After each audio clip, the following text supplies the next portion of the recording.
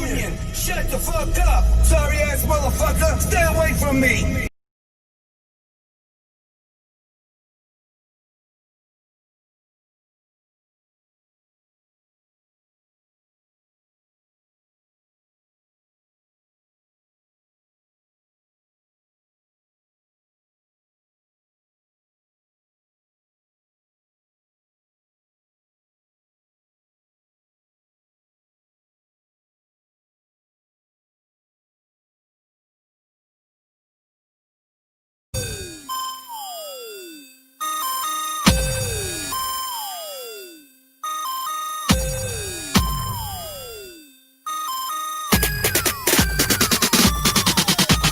Resist with a closed fist. It's time to resist. Resist, I insist, or your freedom will be missed. Ask yourself, why the world government on everybody's shit list? It's cause you know we've been dissed, and we got a right to be pissed. I don't swing to the right or left. I ride with God cause I'm blessed. God's gift to uplift. I'm about to blaze a split and reminisce like Hamlet when he heard the abyss. I said it's time we resist like gorillas in the mist and fight the damn power for all freedom to exist. It's time we resist and resist with a 9-5. Resist the machine filled by greed and green. They try to pick us clean. How they get so mean?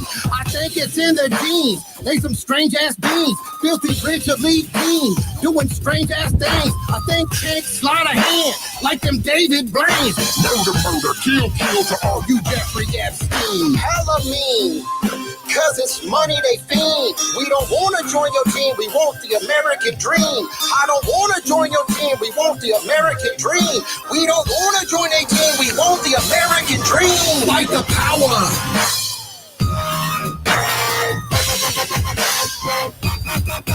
Fight the power.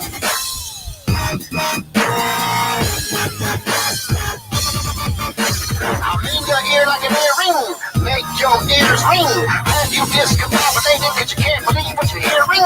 Make your ears ring. Make your lips sing. Make your body move from this cool feeling. They gave us social distance cause they fear our persistence. It's gonna take persistence for our fight for existence. They gave us social distance cause they fear our persistence. It's gonna take persistence for our fight for existence. Illusions are inevitable, weaving webs innumerable. Her beautiful picture never fails. Proud of each other, veil on veil. A charmer, or we believe by man who thirsts to be deceived. A charmer, or we believe by man who thirsts to be deceived. Tricks up their sleeve and deceive for greed. Got everything they need, but like pigs they feed. Inconsistently mislead, but feel the need to lead. Government greed, another bad seed. Better take heed when you see the head lead flee. Check everything you read and believe half you see. Resist is the message I received to lead. Best believe I'm a G, it was received to me. Fight the power.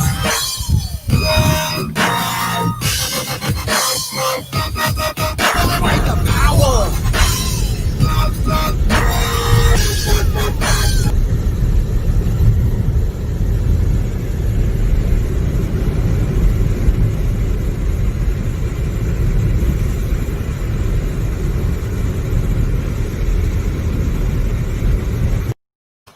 Yo, can you hear me now? Can you hear me now? Could you hear me then? Could you hear me now? Could you hear me then? Could you hear me now? Can you hear me? Man, what is up, Central Oregon? I love it out here. Smells like pine cones all the time. Little ass pine cones. Man. Let me tell you something. I got some really, really good news yesterday. So look, this is one thing you guys might not know about me. Is sometimes well, first of all, I'm in Central Oregon, like you already saw. Welcome to Central Oregon.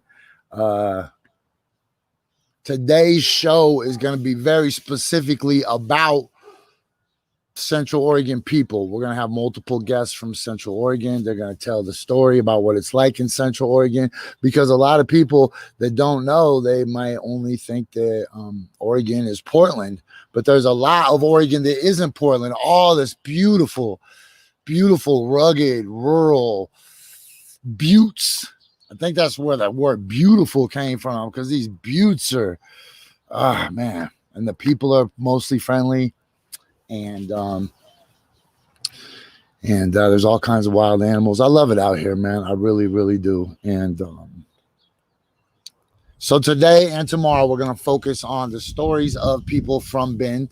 Today, we're going to have some organizers on from the Central Oregon Diversity Project. We're going to have a rapper.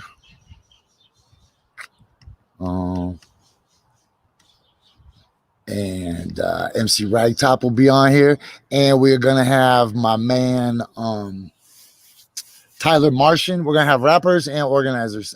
So, that's my life right there, man. That's my life, rappers and organizers, man. Good morning, everybody. So, okay, first I want to tell you, yo, that unemployment came through last night, sons. So you might not know about this about me, but sometimes oh man, why is Coin 6 live? We can go do whatever the fuck they're doing. Hey, look, so my unemployment hit last night. This morning I already been on the phone with not on the phone, I can't lie. I've already been on the email with the realtors. Send me some new listings, but that unemployment money is going to snatch me up a chunk of the rainforest. Okay, but look, priorities. This guy is always a priority on this show. If you don't know who he is, he's a long time rabble rouser, gadfly, ne'er-do-well. He's my dear friend. It's somebody I feel really safe being in the streets with. My man Mike Bluehair. Yo, Mike, what the fuck happened, G? Well, I was arrested night before last, and the police really effed me up, to be perfectly honest. Yeah, I saw on Facebook you were saying you wanted to dispel some rumors. The first one I wanted to dispel is no, I wasn't having a seizure, but ever since I was a little kid, if I get really hurt, I shake. It's like an involuntary thing. So I was shaking on that gurney because I was just hurting a whole lot. So it wasn't. Okay. So that's the first rumor we're going to dispel. You were not having a seizure. No. Okay. Second question, was that blood coming out of your mouth? No, that was vomit. I puked. It's the whole thing's really embarrassing watching the videos, watching yourself from a third like on me. But like, no, I was in a lot of pain. I was throwing up because I was hurting so bad. Okay, so I talked to you last night. I'm lucky. That's one of the benefits I have of having a show is whenever somebody's doing something important, they're usually already a friend of mine. So you reached out. I reached out to you last night. You reached back out to me. We talked, and you explained to me what happened. You want to tell people, or you want me to tell them? I'd like you to tell them, or just defer back to the interview that I did. I'm going to let you have the exclusive interview. No other media outlet or alt media person is going to be allowed to interview me about that. You have the exclusive. So okay, well, check this out. My recording equipment was kind of faulty last night. Yeah. So it cut out halfway through the interview, and I started it late because I had to record you on the laptop. Damn, it is windy as shit in Central Oregon, man. And I'm in the shade. It's cool. Once for you and nobody else. Okay, so your injuries right now are my wrist is twisted up and sprained. It's hard to move stuff with my wrist. My arm got basically first thing cop did was ran up behind me and hit me from behind. I don't know how he hit me, but it knocked me forward. And then I was given about 2 or 3 seconds. He barked some sort of order at me about moving. And by the time I knew what was happening, I was in like a wrist lock arm bar type thing being thrown on my face. When that happened, it tweaked my back. I already have an existing spinal injury, so that was so painful that, well, the rest was history. You could watch it all on all those live streams.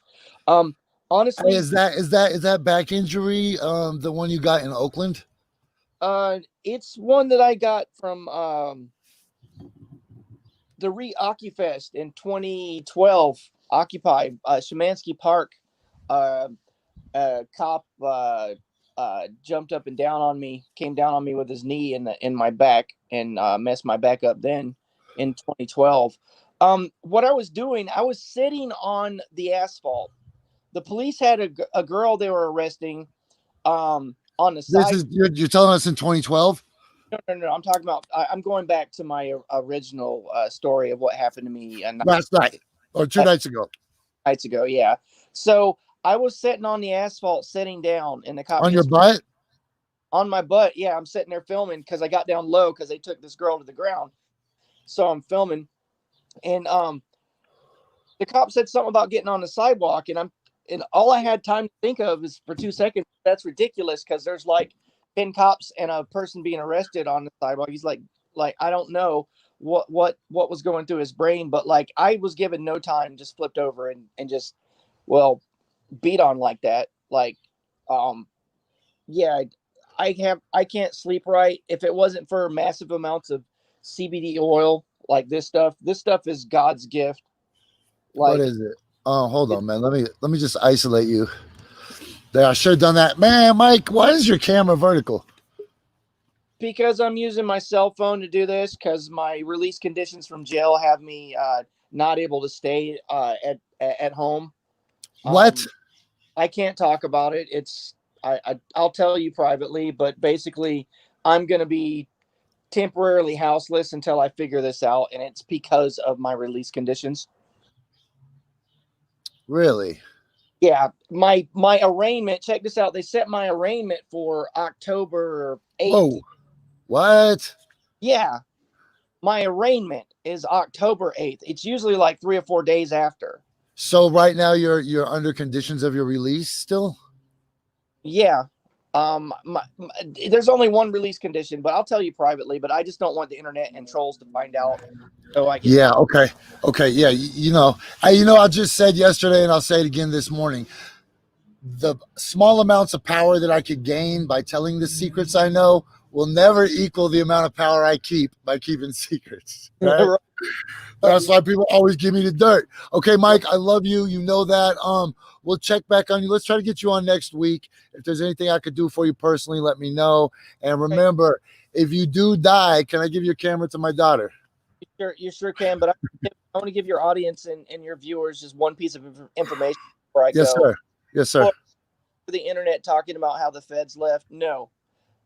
Trump's private goon army are still stationed all around Portland. They're basically getting paid vacation time. So depending on what the Fuhrer orders, because he's basically a fucking Nazi as far as I'm concerned, they're going to be right back brutalizing the people of Portland, and it's something people need to be aware of.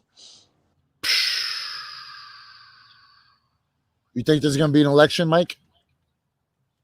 If there isn't, I think shit's going to burn. I'll just be perfectly honest. Like a lot. How the fuck are we even going to make it to November, yo? It's a crazy world, man. Just the night I was arrested, there was so much crazy stuff happening. I couldn't believe it. Like a guy drove up to the edge of the protest and fired 5 shots and then drove off. Some other crazy person drove a truck through the middle of the protest with a motorcycle wedged underneath of it. Bro, it wasn't some guy. It was the fucking cop's son. Right. I didn't know who it was. That dude, his name escapes me. His dad's a crooked cop. His dad already got demoted for keeping secrets. So it's like a Blue Lives Matter thing, taking revenge on Black Lives Matter. Like, I never see people driving cars through right-wing protest. It's always left being attacked by the right. Because what are you gonna do? Ride a bicycle into a protest? Well, yeah, but like that's just something I don't see, and people are always screaming about how the left are terrorists. I'm like, okay, whatever. That makes no sense. Like, seriously, like the internet is just full. YouTube, Twitter, everything is full of videos showing right-wing assholes driving through leftist protest. Like, it's that kind of violence is one-sided in my opinion.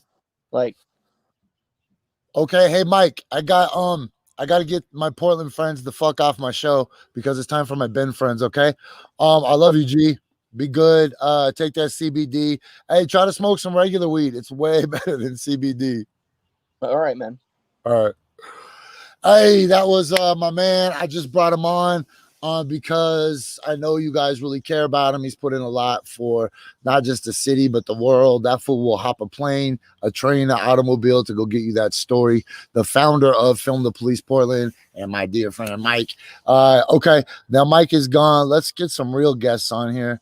So let's go with, we can go with the trip screen this way, or we can go trip screen this way.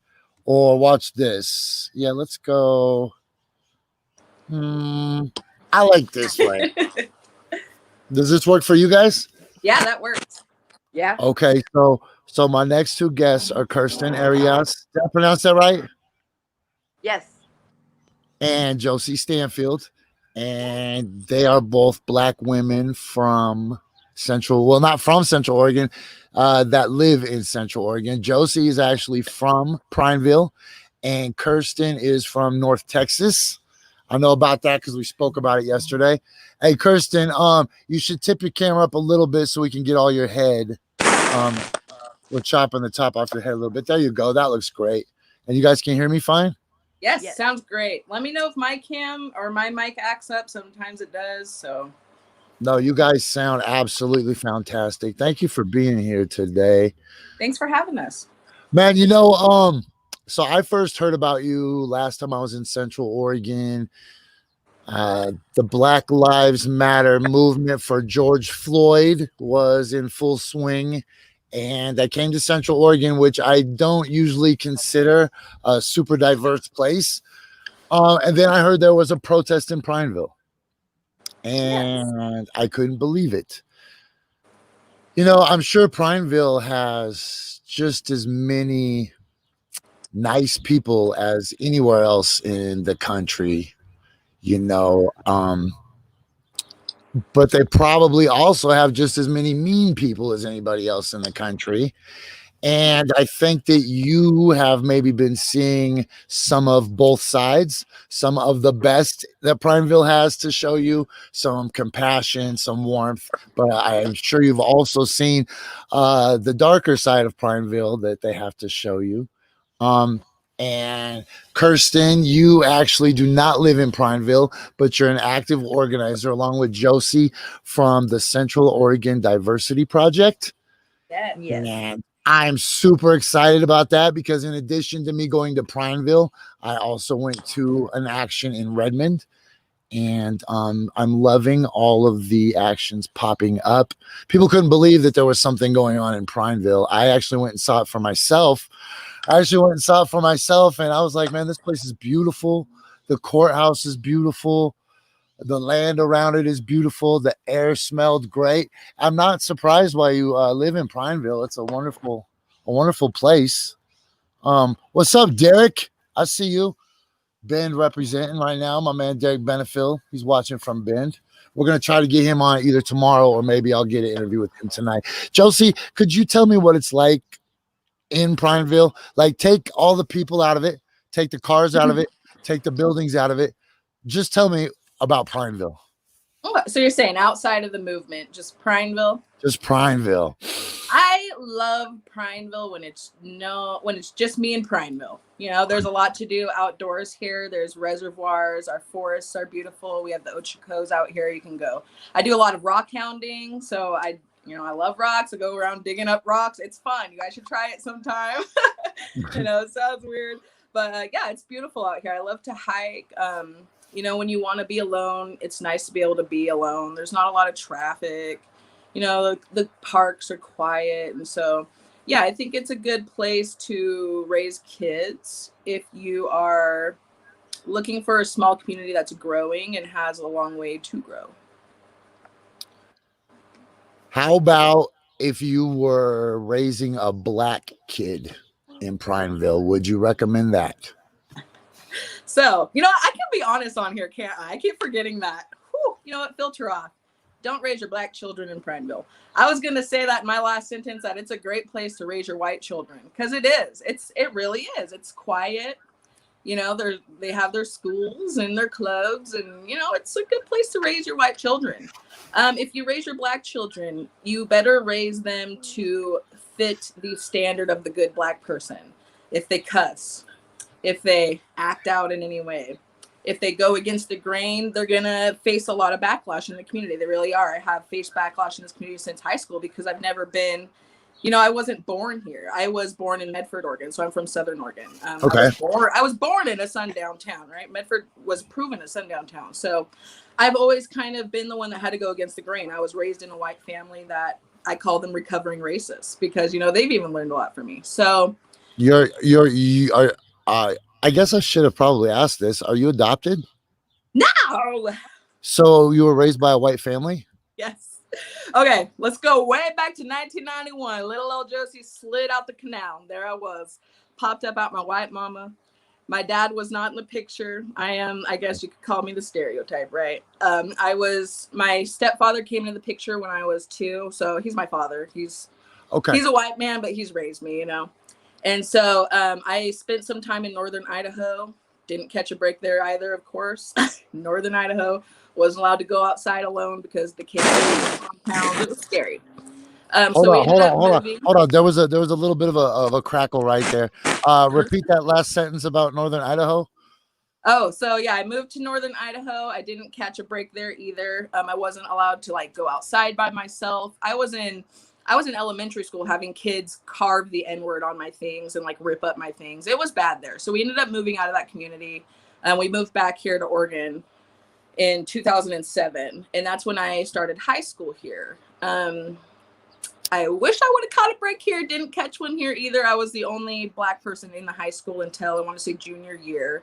And that's when I met who's still my best friend, Tia, the other black girl that moved to the school. We're still best friends because of what we went through in that school. And so I think, you know, going back to the main point, if you are raising black children, you might want to double think it. And my parents will tell you that now. You know, they had no idea how bad it was when they were moving here, and seeing everything that's happening now and everything. They're like, nobody told us. Nobody told us how bad it was. We had no idea until, you know, hindsight is 2020. And so, yeah, don't do it. Okay. I guess I'm just gonna ask the hard question in the nicest way I can think of, because I know what people want to hear. So, then you decided that you wanted to organize a Black Lives event in a town that doesn't have any black people in it. Fuck yeah, I did. Okay. Because I matter. You do matter. Right. And I will stand out there on the street by myself and hold that sign up all day. And, you know, that's actually what it was going to be originally, was me and another woman in the community, Amber. She has black children. She's a white woman. She has black children and a black husband. And so can we just address this real quick? Can we address this real quick and just get this on the table? Yeah. Are there other black people that live in Prineville? Oh, definitely. There's definitely other black people in Prineville.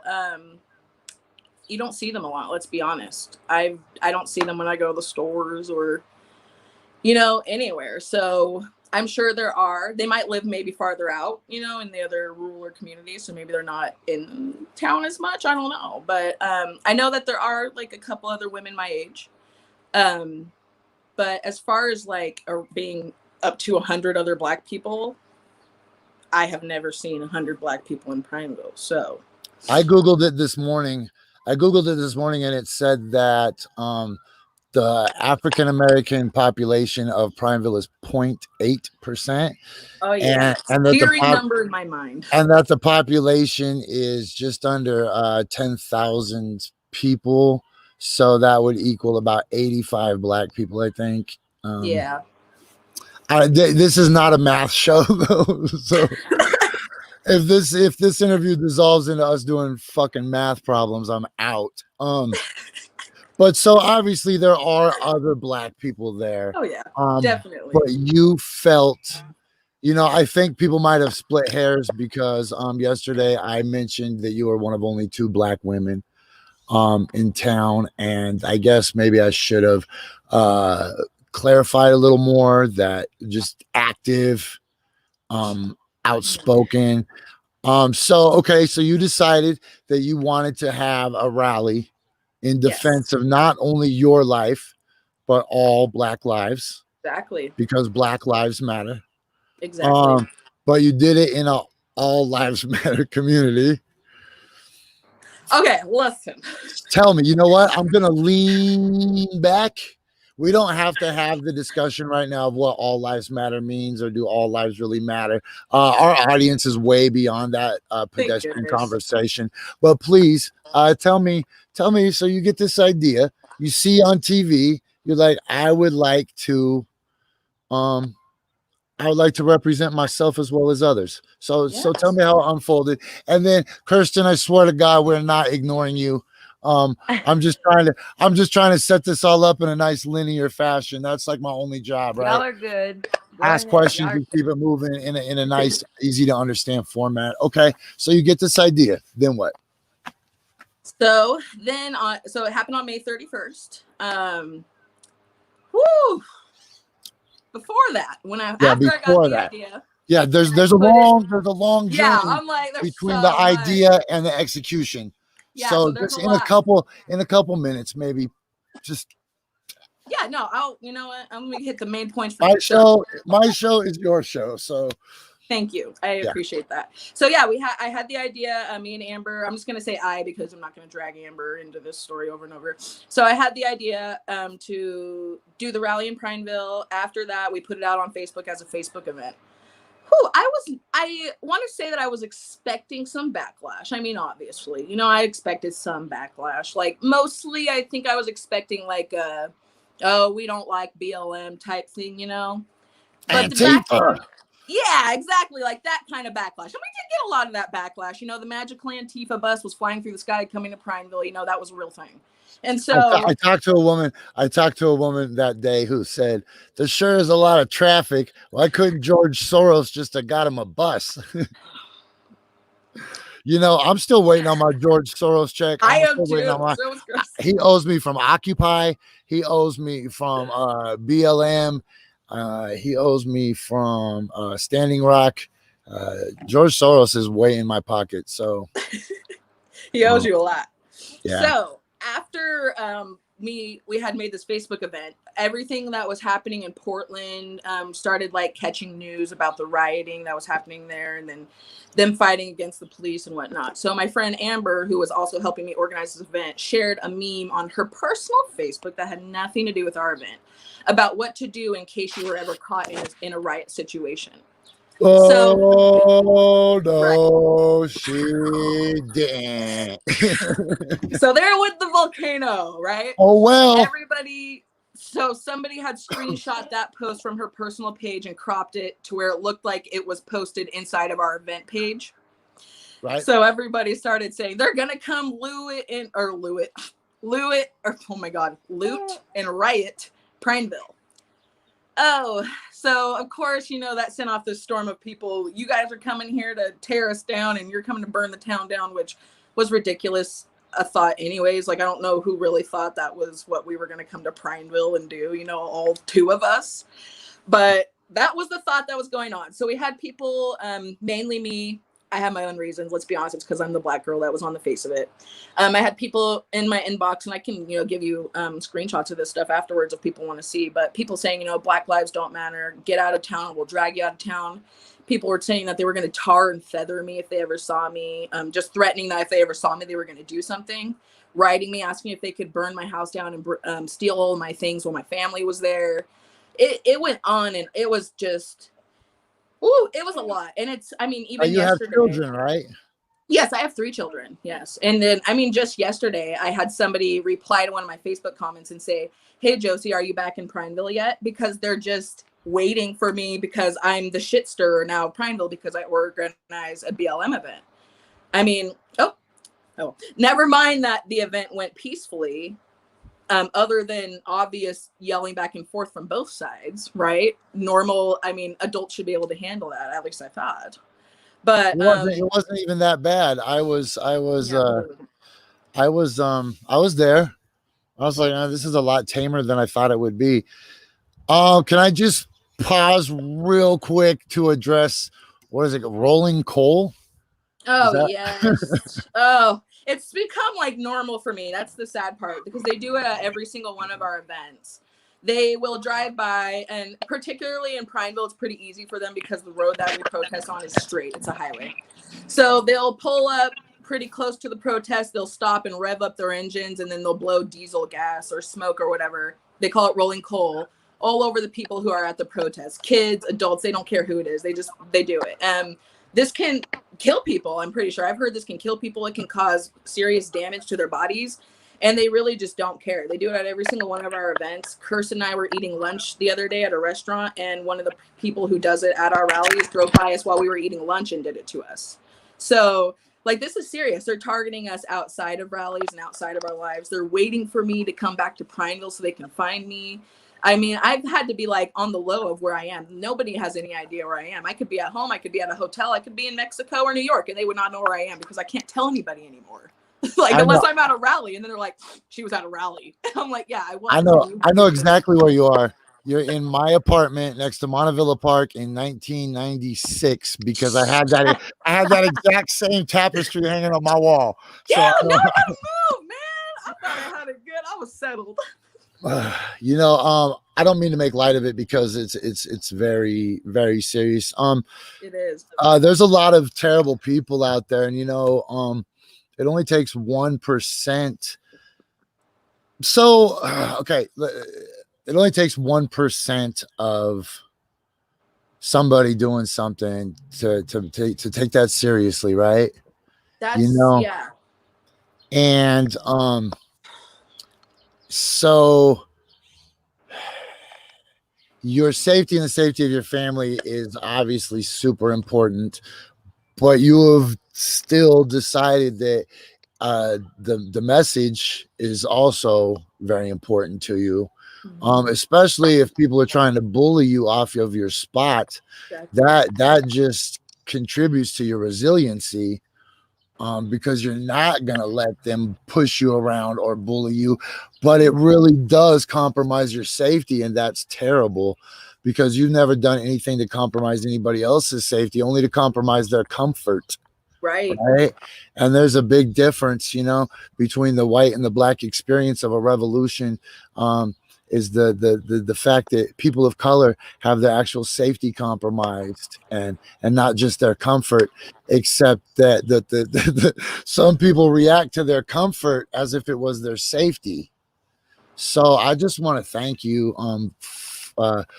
publicly, like in this format, to for that. So, Kirsten, you are not from. We're gonna just hold on, Josie. I'm piecing. No, you're good. Thank you. Like I was an attorney or something. I should have been one instead of this loser ass talk show host. So you are from North Texas. Yes. You actually grew up in a sundown town. No, I grew up 15 minutes outside of a sundown town, and we see the same sunset. No, I would say no. Honestly, we had to go there. So playing sports, they were in our district, and we had to go there every single time we played basketball, volleyball, we ran track, any of those situations, and it was a town that we all knew not to go to. Like, there'd be no reason for us to be like, hey, let's go to Bowie at all. And it is wonderfully known and pridefully known as a sundown town still to this day. For people who might not know, I have a pretty educated audience, but for anybody who might not know, what's a sundown town? I'm sorry about that. I'm sorry, I didn't hear you. What'd you say? Whoa, did somebody just cold roll you? No. I, for some reason, live on a busy street, and these guys like to do it every day because they think they're cool, We got just the yeah, there's the one. Yeah, exactly. They got to compensate. But anyways, It's still to this day, if you look it up, Bowie, Texas, it's known to be one of the most, that and Graham, Texas, they're known to be the most racist cities ever. And when we would go play at their schools and shit, like they put banana peels in our locker room one time. They had a sign that said "Go home, monkeys." The parents would just blatantly call us the N words and cuss us out and yell at us, and it was always a threatened situation, always. And Okay. then So then you moved to Central Oregon. I moved here 6 years ago, for like work opportunity. Didn't know shit about Oregon whatsoever. And only thing I knew was like the Oregon Trail. So I still had this picture in my head that people still rode bandwagons and horses and dressed like I pilgrims. mean, you weren't wrong. And so The word you were looking for is covered wagons, but people Covered here do ride bandwagons hard. They do ride bandwagons in Oregon. I'm looking at you, Warrior fans that fill up the Rose Quarter. Okay, I'm sorry. Sometimes I interrupt. Oh, you're good. I moved here, and when I first moved here, I moved to Bend, and the first thing I asked was, "Am I allowed to be here?" Like, I could count on one hand how many colored people I saw here, and that was Hispanics and African Americans, and then further out, I saw more Native Americans. But living in Bend, I was like, "There's literally no black people that look like me at all." And then as I got out, I started seeing a few people, that look like me. And everybody made it seem like Bend, Oregon was just this most liberal place. It was so loving, it's so accepting. And then everything happened with the Black Lives Matter movement, and it just went took a complete left turn. Like, wasn't this liberal, beautiful, loving, accepting, place of, what do they call the sanctuary place that they called it? And that's when true colors started coming out, and yeah. I always say, be careful asking people to pick a side, because a lot of people can play the fence and they can pretend that they're everybody's friend until they're asked to do some friend shit. Right? Like, oh, actually, I can't do that for you. I mean, my friend's black, but I can't do that. But I have a black friend, so I'm not racist. Oregon I is wrote an article not too long ago, being from the South, being from a place where racism is blunt as hell. Like, you walk into a store, there's still signs that say no colors allowed. I'm not joking. People think that I'm being funny when I say this. I'm not. Like, go to the South and I promise you'll see it. So moving here, I wrote an article, and I wrote it about the unconscious racist. And that has been Oregon. That's Central Oregon to a T. These people will smile in your face, but then go home and talk shit about you, call you porch monkeys, call you the N-word, and they'll say it to your face here. Some of them will. And then when you're like, excuse me, I'm right here. They're like, oh, no, not you. You're the good black person. Like, wait, what? And that's a lot here. And so I had to explain to people, when you ask to touch my hair, that's offensive. When you ask me if I have a weave on, that's offensive. When you automatically assume that I have a baby daddy, even though I'm married and have my kids with my husband, like, are you serious? Why is there always, when you ask questions like that, you automatically have this systematically racist created in your head that all black people are either criminals, prostitutes, ghetto, and we all live on welfare. I can't even tell you how many times me and Josie have been said, oh, y'all don't have no jobs and y'all live off welfare. Yeah, come ask my husband how much he makes, because I promise this household is good. But, it's very big stereotypes here. Oh, you must like fried chicken. Like, I do, but I'm sure if I was white, I would like it too. Like, shit like that. And then these same people will sit here and say, oh, I'm not racist. My cousin's baby mama's sister's black. Okay. And it goes deep. And then D.L. Hewley said it the best way. If you know how many black friends you have and you know the count of them, you're a racist. There should be no reason whatsoever. You should be like, 1, 2, 3. Okay, that's enough. What is this? NCAA? Like, you know what I mean? Like, this is what people do. This isn't Harlem. Like, if you know that you have 3 black friends and 2 black cousins, like, there's something wrong about that. Is there a max level of how many black community friends you can have? Like, is there an answer? Is there an answer to that? Is there an answer to that? Yeah. If a white person from Bend was like, okay, I can accept that I have some built-in biases. How can we work on that? There are answers to that. You get educated. It's kind of like how Josie said earlier. What do you call it? The what do you call your family? Oh, the recovering racist. Recovering racist. Like, I mean, that's how it is. And because you have to realize when you don't live in a diverse area, which is all of Oregon, considering the history of Oregon and never allowing black people to move here, that was literally written in their constitution. That wasn't just something that they made up. It was written in the Oregon law not to allow any people of color to move here after they freed slaves. So they already had it made in their head that they wanted this to be a white utopia. So therefore, when you don't live in a diverse area, you watch the media, you watch TV, you watch movies, and guess what? Every black person you have seen is either a criminal, a drug dealer, a maid. Women are prostitutes. Women have multiple children. These are the deception that you have of black people. So when you don't grow up around them, you don't see differently. And so when black people do move here, they're automatically seen as that bias of, oh, you must be here to rob me, or oh, you must have multiple children by multiple baby daddies. Like, And can I say something too on that note? go ahead. Of course. I think too that when as a person who obviously doesn't fit those stereotypes, I think most black people don't fit those stereotypes. But when you come into a community like this that already has those stereotypes and you don't fit that, it's you get a lot of flack for it. I was constantly told I wasn't black. I needed to stop acting black, or that I was the whitest black girl they'd ever seen and known, or that like it's constantly ingrained in you that you either have to be white or you have to be black. And when you don't fit either of those molds, those stereotypes, there's people pushing you to either one. And so it's just you never win. You never win. It's just like, Kirsten and I think being light-skinned black women or lighter-skinned black women, we're kind of like in this medium realm where, like our darker-skinned black sisters, they're attacked a lot worse than we are. And then, our white-skinned sisters are obviously not facing the racism that we are. And so they're telling us, well, you guys aren't even black. You guys aren't even black. And it's like, but we are. We're right here in the middle. We're getting it from both sides. We're being told we're not white enough. We're being told we're not black enough. We're being told, it's just a never-ending storm. It's a never-ending cycle. Really okay. Not to mention, like, when you are around, like where I grew up from, I grew up around everybody. Like I grew up around every single shade of color. And I remember hearing it, like my friends would be around me and my best friend who's obviously darker complected than me. And they'd be like, oh, well, you're pretty for a dark girl. And I'm like, what? Mm-hmm. Why does that even have to be a thing? But then when they see me, oh, you're just automatically beautiful. And I've even had white men tell me, oh, well, you look more white than you do black. I spent a little bit of time in Texas a couple of years ago, like 5 weeks or something only.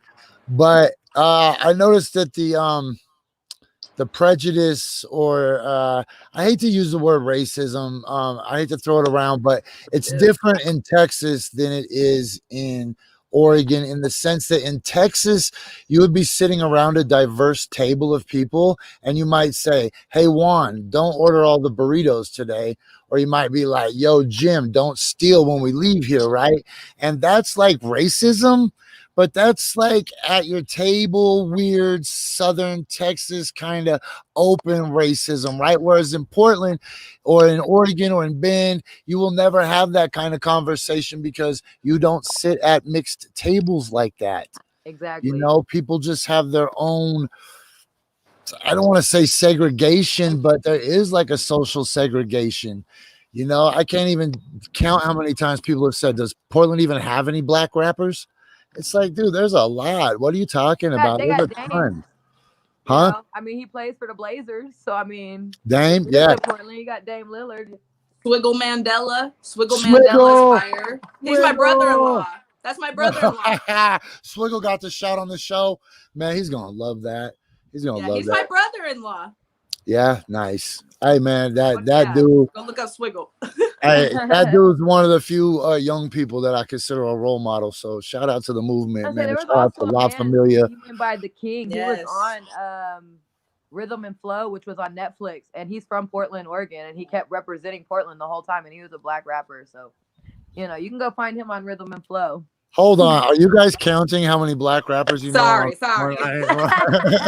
We're not supposed to do that. Hey, but guess what? There's black rappers in Bend too. And you guys know MC Ragtop? I do. Yes. Damon, he's going to join us. He's going to join us pretty soon.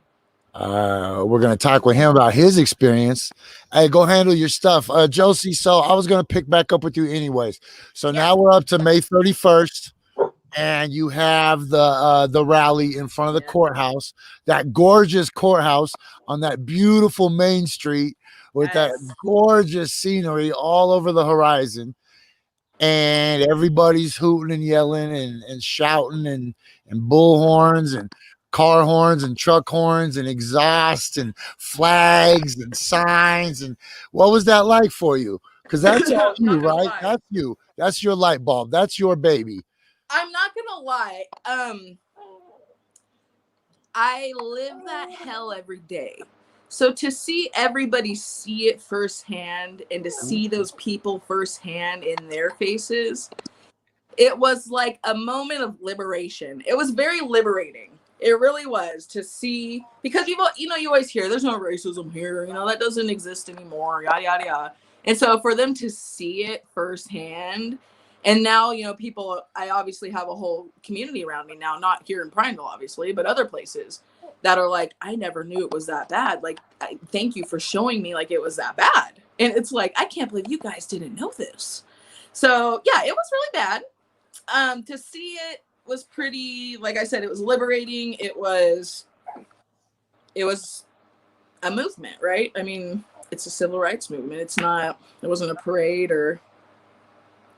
I never really thought of it like you just said. That was an opportunity for everybody else to look through your eyeballs. No, that's 100%. To see the world that you see. Yo, that alone right there, man. People should be thanking you for that instead of being mad. I see a lot of people are mad, man. A lot of people are like, why she got to stir up stuff? So why yeah, a lot started that day. And, it started, I'm just like, I feel like I'm in this whole mess and like on this whole web that I have to like sit here and untangle, because at that meeting, because I'd been watching the protests on TV and such.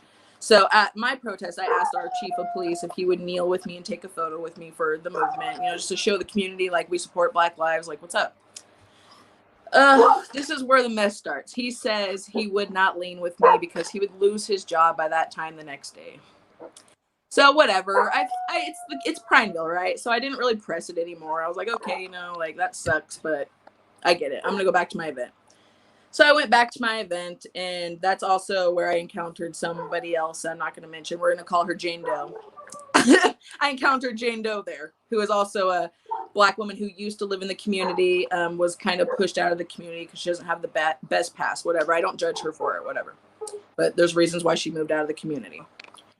So the rally went as expected.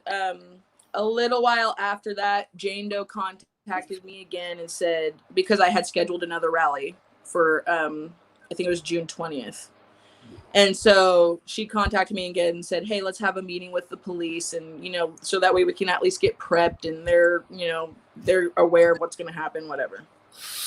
I said, okay. Like, I feel cool that you're inviting me to this meeting. I'm always nervous to just schedule meetings with the police, so like, she opened the door, I took it. I prepped a list of questions that were about more than just the event. It was about the police department, the community. I wanted to know, it was my opportunity to ask some questions. So I asked him questions. He gave some really, really bad fucking answers, and I will never take that back. I'm never going to go back on that. I'll lead into that in a second. After the meeting, I came home with Jane Doe. We went over our notes together, went live together on Facebook, and recapped the meeting to just whoever on my Facebook would want to be interested. So the next day, I'm thinking everything's fine. I put the video on there. My friends and family said, as expected. It was an honest review. I said, the police department is here to protect us as citizens, but they really don't care about paying attention to the 0.8%, because that was something he repeatedly brought up during the meeting, was that we're only 0.8%. And this was the chief of police. So I left that meeting obviously feeling like he obviously didn't care about our percentage enough to give us like any kind of special attention or make any kind of special statements that he felt he would get more flack for than support for. Which, in his logic, he's right. He probably would get more flack than support for making any kind of inclusivity statements on their Facebook. But that doesn't mean you shouldn't do it, because we matter. So I obviously took that the wrong way or I took that the right way. There's not really a good way to take that. I relayed that to my Facebook. The next day, I heard that while I was at a rally for another organization in town, it was also a BLM rally.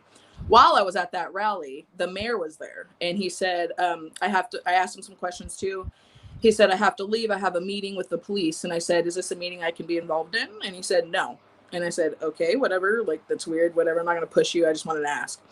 So he leaves on his merry way. I leave the rally. That rally goes as kind of like the first one, just some coal rollers and yelling, whatever. I leave. I go home, and my neighbor says, did you see the video on the police department? And I go, no. And she goes, Tiara threw you under the bus. Oh, that's Jane Doe. That's Jane Doe. And I said, I don't know what you're talking about. So I go home and go inside, and I watch the video on the police department's Facebook. The chief decided to release a video while I was at the rally, calling me a liar and saying that I had completely lied, quote, completely lied about my meeting with him, because he stuck his foot in his mouth over and over and over and made himself look like an ass. Let's be honest here. So Jane Doe, who used to have a record you can see online and for some reason can't anymore, I got my own reasons for that, decided to message him and say that she felt I had also lied about the meeting. There's proof to her saying otherwise. We're still trying to figure out why she decided to do this. I think she was trying to kind of get back in good graces with the community, with the police. She had expressed to me that she hated that she had a bad reputation now. So after the police chief released that video to the entire community, calling me a liar, to the community that had already been threatening me, they basically grabbed their torches and pitchforks and came after me harder. I haven't spoken to the chief since then. He's refused to speak to me. The mayor has refused to meet with me. The city manager has refused to meet with me about this. They released the video to national news outlets. And I have been here fighting against it. Sorry.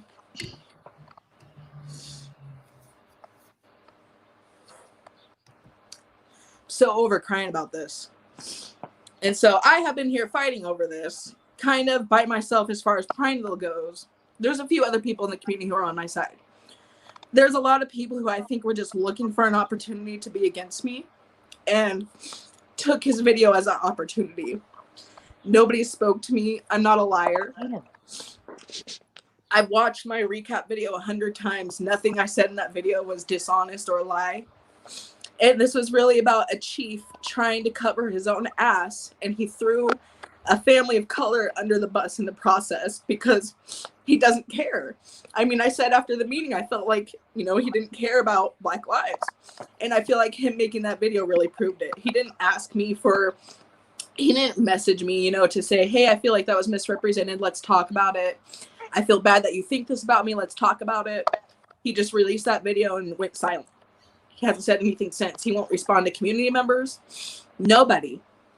And so I'm here left trying to keep my family safe when every day there's people making comments. Every day people are sharing this video.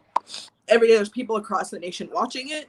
People that don't even know me and aren't even going to take the time to ask me about this. They're just going to believe the word of this Jane Doe and the word of this chief. And this Jane Doe is sitting in this video talking about how great her experience is.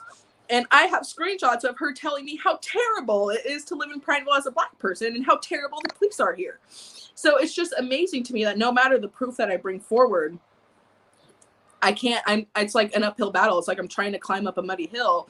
Meanwhile, they are just staying silent on it. They won't say anything. They won't bring proof. I've asked them what they think I misrepresented or what they think I lied about. All they'll say is I completely lied. So I don't know what to do. I feel like my hands are tied about it at this point. And it's like you said, it's given me more resiliency. I'm not going to stop. I'm just going to keep rallying. I'm going to keep talking about my experience because my life matters in this town. I've had people telling me every day that it doesn't matter, that I just need to stop, that I'm just a troublemaker, that whatever. And they really don't see that a white chief oppressing a Black woman during a Black Lives Matter movement is so disgustingly wrong. And I will never stand down to that, ever. I will never let a man use his power to go online and call me a liar with no proof to cover his own ass. Never will I allow you to affect my family like this, ever, and be silent about it. I really thought he thought I was just going to roll away and go, oh, that was a good one. No, you pissed me off. You threatened my family, you threatened me, and you're throwing dirt on my name. That's not true because I'm not a liar. And so, yeah. I mean, that's kind of where I am right now. I'm still trying to get the attention of the city officials to talk to me about what happened. They're still ignoring me.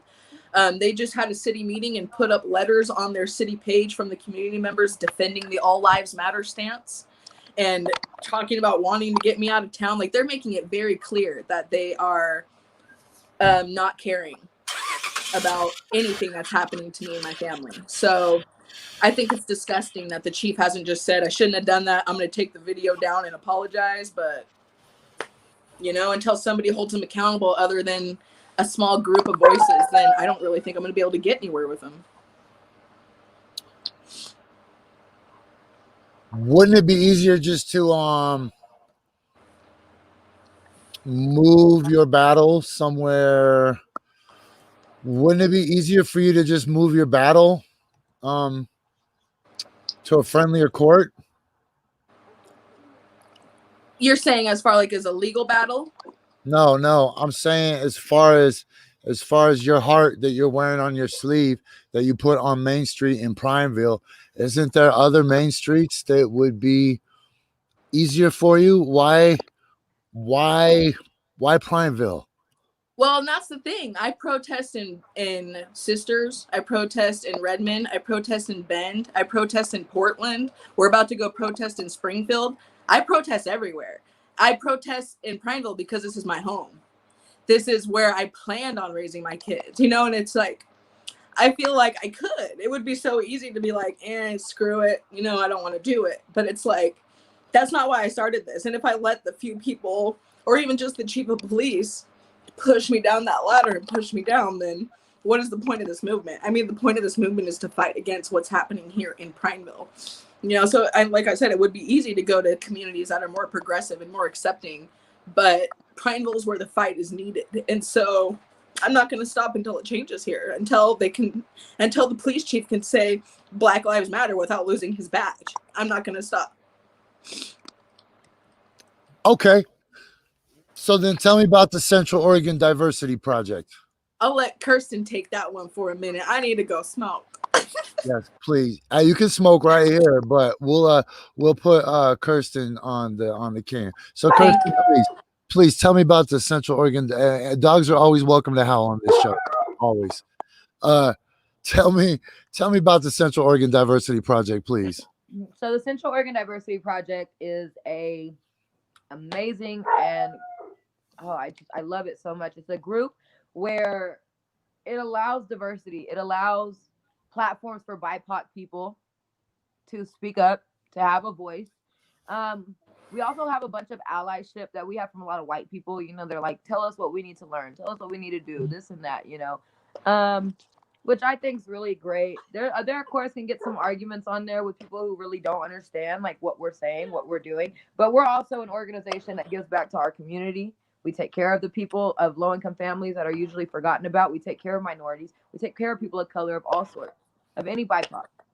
And as of right now, that's what we're doing. We have protests, we have rallies, but we also are out here doing a school supply drive for the children that unfortunately can't go back to school, and these parents are going to have to now turn their house into a school. And that's starting August 7th. We're going to have 5 different locations for drop-off, so I'm so excited about that. We have now created a whole volunteer committee where we have I believe it's about 70 people that are on the volunteer committee that are going to be helping and providing what assets they have to bring to the table to help and be a part of Central Oregon Diversity Project. It's a very big, like you said, Mallory, a very big educational tool. That's what our group page is mainly used for.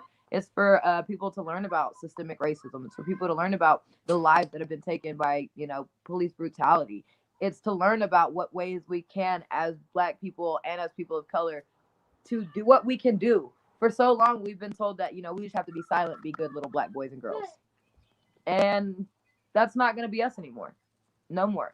At this point in time, we are now taking stand. We are now taking lead. We're having meetings with the chief of police. We're having meetings with the runnings of the sheriffs. We're having meetings with, the city council. We're endorsing a city council member. Her name is Rita. She's a queer woman of color. Like, these are the things, when you become an organization, these are the things you have to do. If I want the community that I'm living in and raising my children in to be better, then I'm not just going to sit back and say, oh yeah, I wish that could happen. No, I'm going to actually do something about it.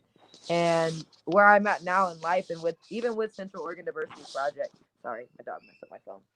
Where we're at now, I mean, it's grown. Yeah, tip it up a tiny bit more. Tip it up a tiny bit more. It's chopping the top of your head off. Sorry. There we go. Is that better? Yeah. Okay. There you go. We're a big organization where we have about 1,800 members, I believe. So we're growing. We're doing more for our community. We're involved.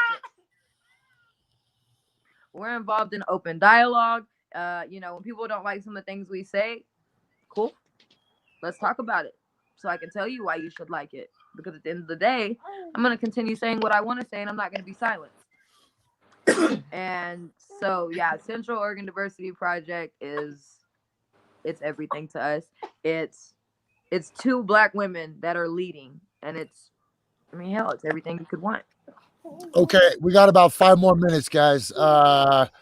Is there anything I need to cover that I haven't yet? What's next? What is next on your plate for both of you individually and for the Central Oregon Diversity Project? And go. As a group, I know that we are very involved with our local politicians right now. We want to get some people of color in the city council. We want to flip the seats there and get something going. So we've been doing, we're going to start holding rallies for local candidates. We're going to be donating to a lot of campaigns, doing some fundraising. So yeah, we're excited for that coming up. Obviously, we're going to keep educating. We like talking about the history of African Americans. We like talking about, the systemic racism in America, as Kirsten mentioned. So that's a big thing for me. I know personally, I'm just going to keep charging on the police department here. I know that until that video is taken offline and off of the national news outlets, my family's not going to be safe. And until he makes an apology and holds accountability, my family won't be safe. So that's, my personal mission right now is just keep charging forward with that. Man, I think that's a really good spot. Hey, can I get you guys back on again? Yeah. All right, because we're BFFs now. So anytime you guys want, all you gotta do is call me and we'll throw you on the show. Okay. Okay. Thank you so much for your wonderful time, or for the wonderful interview and for your time, Kirsten and Josie from the Central Oregon Diversity Project. Yes. And you guys can find all of that stuff wherever you need to. Oh, yes. There is a protest in Prineville on Saturday. I can't believe. Hold on. You guys still there? Hold on. You guys are still there. Tell us about Saturday. We got a protest in Prineville Saturday. Oh, my gosh. Yes. Okay. So as I mentioned before, the police department, the city council here has completely been ignoring me. So the townspeople have kind of taken over. They're telling me to get out of town. Nobody cares about me. I don't matter. I'm sadly mistaken if I think my voice is going to outweigh theirs. They've formed an angry white mob against me. So Saturday is our chance to show them that they didn't and they're not going to win. Saturday is our chance to show them that even though the city council is ignoring me, I have people on my side and that we matter. Our voices matter. So the more pressure they feel on them, the more pressure they're going to feel to take down the video and hold accountability. I think right now they're only hearing from Prineville, so they think they can just keep being quiet because it's just a few people knocking on their door. And if we get hundreds or thousands of people out here on Saturday knocking on their door saying, hey, we want answers of why you did this and why you won't take this video down when you know it's causing damage to her, then we're going to get some answers. So eventually. So yeah, that's what Prineville is about. It's about putting pressure on the city officials. It's about rallying behind Black people and the oppression that the law enforcement has always been trying to do to us in some form, whether they're shooting at us or whether they're defaming us for no reason. They're always trying to do something when we speak up, and we're fucking tired of it. So yeah, come out this Saturday. Hey, can I get you guys back on Monday to tell us how it went? Yeah, probably. I promise it'll be shorter. Sorry. Today went a little long. Thank you so much, guys. Thank you. We appreciate you. Heck yeah. All right. So that was a man, I hope I did that justice. I hope I did that justice. Man, let me clarify that I feel extremely blessed to be put in a position where I'm able to provide a platform for people like that to get their message out. Because it's only gonna be more and more important. What she talked about right there was the information battle. Part of the battle's in the streets, but there's a large battle that takes place, in the public eye. And I think that y'all know that pretty well. Okay, check this out. This is Coffee and Bong Hits with Jessie. I don't even have a bong today, but I'm gonna hit this weed while the wind is low. It's a beautiful day in Central Oregon, and this second hour is brought to you by. Hey, yo, it's Jesse Sponberg. I'm rocking it with the movement. You can too. Every Sunday night, 10 p.m. only on KBOO, KBOO 90.7.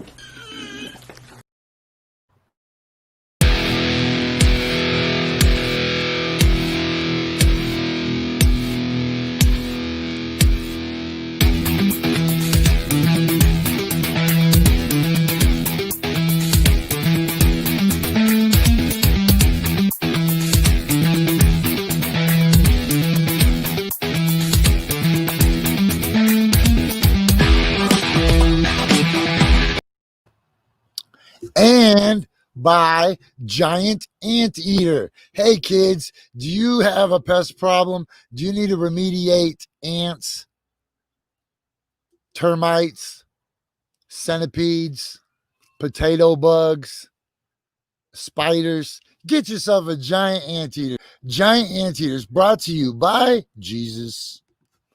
Okay, now we are at the top of the hour. I still got 2 more interviews I'm efforting. One of them is with MC Ragtop, and they both rappers at this point. So my man Tyler Martian's coming in at some point.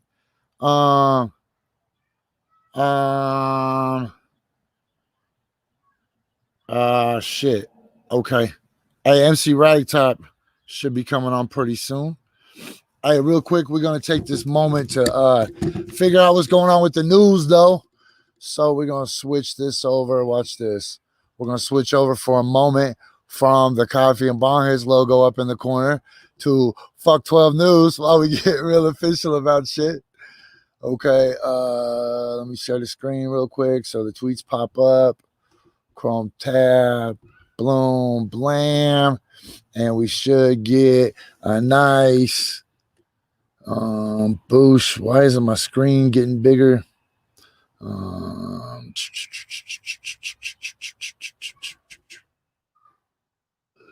Oh my gosh, dudes. Oh my gosh, this guy. I forgot all about this. You guys have to see this.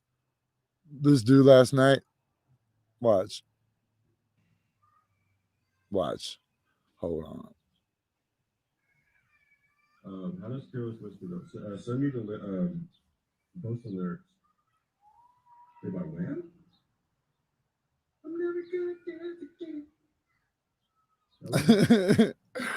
Look. Hey, this is real shit. Look. So last night, the dude. Okay, check this out. So I forgot any of this even happened yesterday. Hold on, let me put this in some context. Okay, I forgot this even happened yesterday because oh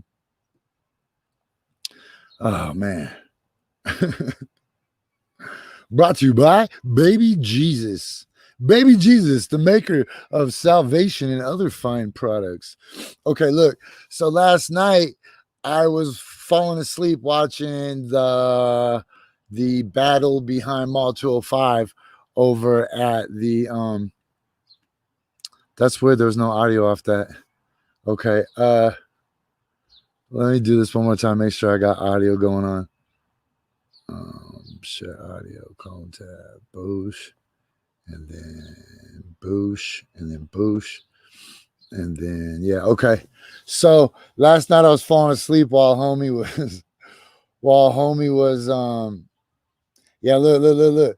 There's one live streamer left on this feed, and it's really sad because he keeps saying how lonely he is, but my computer is too far away to turn it off. So I'm just gonna write it out with this dude that is now crying, I'm pretty sure. Me and you, G, they don't know us. Right? So that dude, literally all the other live streamers were done. It was like the nine shot screamer, right? And so so he was the last lonely streamer, and he was just wandering around shooting the ground, talking about how lonely he was. And he wasn't shooting anything. He was just shooting his feet, shooting the tree, shooting a street light, just talking about how it's been so long since he'd been cuddled. And I was like, oh my God, this is absolutely horrible. And I was super comfortable. So I reached to turn off the computer, but it was like a foot too far. And I was just like, oh, fuck this, man. I'm not giving up this comfortable position I'm in. I'll just ride it out with this dude. And then it just kept getting sadder and sadder. And then he started crying. And then he started pretending that he was taking requests. And then, bro,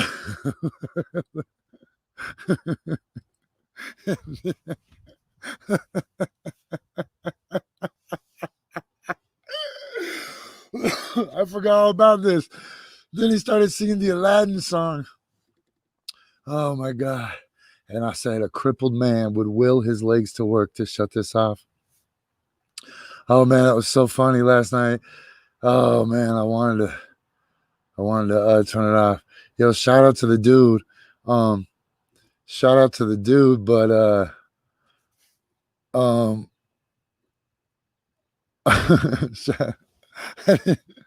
didn't mean to. Oh man, yeah. Did you see that, Ashanti? I'm not making it up, man. Everything I ever say, I got receipts for, man. Okay. Yeah. So last night was Portland's 70th night of protesting. And that's cool because in 20 days we can get an AA coin. So I'm pretty excited about that. Man, okay, see, I wasn't the only person. Man, I'm not gonna put his name up on the screen though. I'm not gonna put his name up on the screen. But look, did you guys see this last night? This crazy Nazi lady came out on her porch with a Nazi armband. You guys gotta watch this. Take it off! Take it the fuck off! Take it off! Take it off, you white cunt! Take it off! Take it off! I haven't said anything racist. What the fuck am I your fucking arm, you dumb bitch? She said, I haven't said anything racist. It's my property. Get off. It's my house. Go back inside your house before you get fucked up! Go back inside!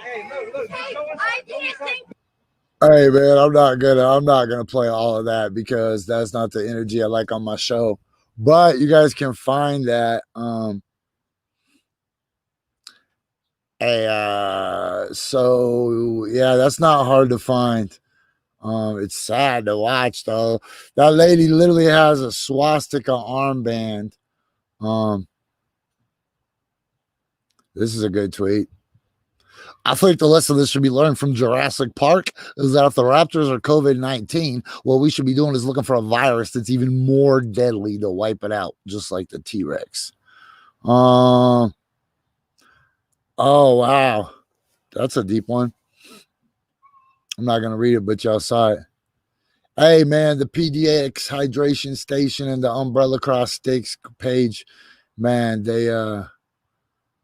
they just keep cranking out the pizzas, man. Shout out to those dudes for real. Oh, that's too funny. That's too funny. Okay. Man, I'm still trying to nail these last two interviews. They're coming. We still got plenty of time.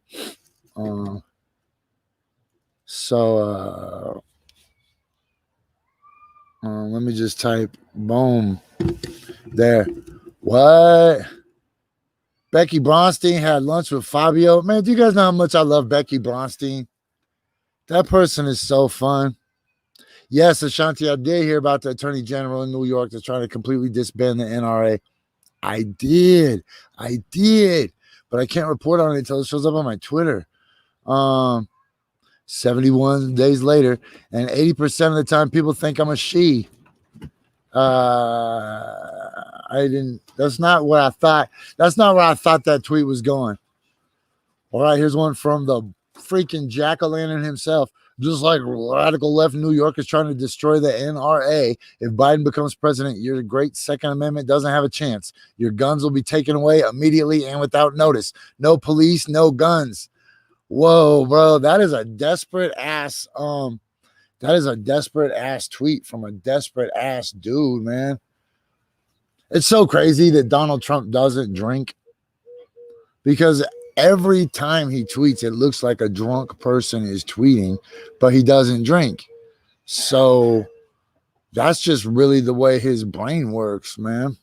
That's crazy shit to me. All right, let's find some more videos. I like when there's videos. Happy birthday to Lucille Ball. Whoa, that's dope. Whoa, happy birthday to Lucille Ball, who saved Star Trek by vetoing the Desulu Studios Board of Directors' unanimous decision to cancel the show after its second pilot episode due to its high production cost. Hey, man, this is a really cool picture right here. What if I told you guys that I was born, grew up, learned everything I knew, learned this software, got a talk show, just so someday I could get a screenshot with me, Lucille Ball, and Spock. All right, look, take the screenshot. We're just going to pretend. I was gonna put my arm around him. It's just us. We're just posted there. Oh, this is me. I love Lucy and I love Spock with a street light. That's totally normal. It looks real, doesn't it? Okay, sorry. Sometimes the show's stupid. Oh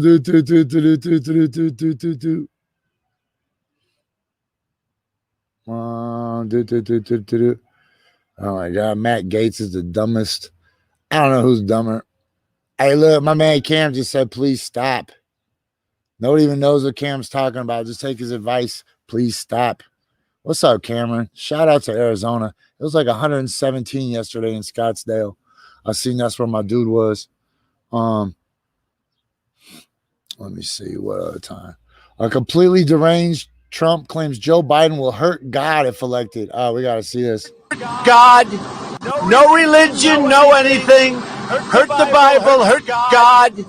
He's against God, he's against guns, he's against energy. No religion, no anything. Hurt the Bible, hurt God. He's against God, he's against guns, he's against energy. No religion, no anything. Hurt the Bible, hurt God. He's against God, he's against guns, he's against energy. No religion, no anything.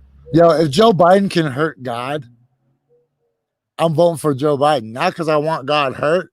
I just want somebody that has that kind of power. Like, that's Thanos shit, man. Like, who can hurt a God? Just Kanye. What's a king to a God? And what's God to Joe Biden? Oh, Joe Biden. Yes, he was. All right.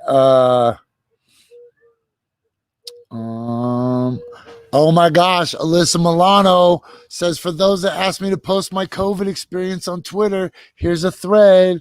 Whew, I was not one of them. Oh, here's a dog picture though. Could we just freeze up on a dog picture for a sec? Oh, that's so nice. Okay, what are we doing? Screw Apple, that's an ad. Remember when most of Twitter was obsessed with the life-affirming new Popeyes classic chicken sandwich? Can I tell you guys a story about that real quick? I never eat at Popeyes. One day I was shopping at top to bottom, and I started getting a head rush. I was getting dizzy. So I drove right across the street to the Popeyes, and I went in the drive-thru, and I was like, I have no idea what to order. And they had this ad that was like, yo, peep the chicken sandwich. And I was like, word up, player. I'll order one chicken sandwich. I had no idea, right? But swear to God on my grandma's soul, I was like, this chicken sandwich is effing fantastic. I love this gosh dang chicken sandwich so much. And then boom, the next day that shit blew up. And I was like, I believe it. Now I didn't think, oh shit. Look, I didn't think that it was gonna blow up like that, but it had its moment. Hey, something else. Speaking of the chicken sandwich, having its 15 minutes of fame, I want to make sure that people noticed that I interviewed Josie and Kirsten for 45 minutes. So they got their 15 minutes of fame, and then they got some extra. just to piss off all the 15 minutes of fame people, right? Hey, I'm gonna tell you one thing. Those women ain't going nowhere. Those women ain't going nowhere. One thing I know is how to smell a sincere activist who's speaking their truths versus somebody who's just dancing the dance to dance it, right? I've been around for a long time. Almost 10 years selling rap tunes. Ever since Honeys was wearing Sassoons. I'm going to get out before you guys find out I robbed Liberace and I snitch on myself.